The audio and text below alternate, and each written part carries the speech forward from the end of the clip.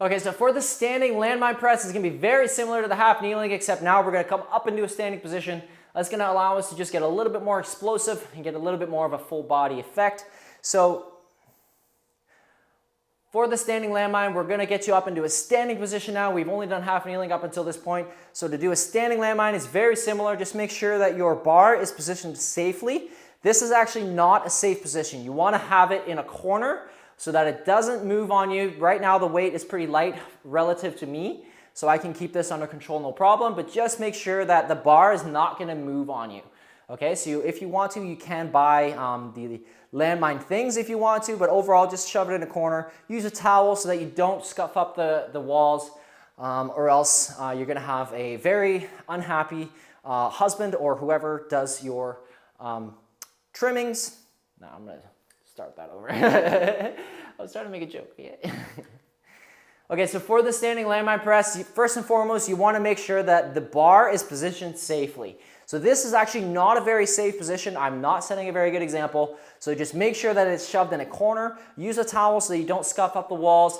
And from there, you should be good to go. So I can manage this because this is pretty light relative to me, but just make sure that it is safe relative to you. Okay? So from here, you are going to use the same principles you did in the seated or in the half kneeling landmine position, sorry. We're just going to have a bit of space, about 3-4 inches between that bar and the front of your shoulders. You shouldn't be out here or like way across. Be nice in the middle, 3 to 4 inches right here, and you'll be good to go. From here, nice core brace. You're gonna breathe in, exhale, press. You're gonna reach that shoulder forward without leaning forward. Common compensation is that people will just lean forward like this.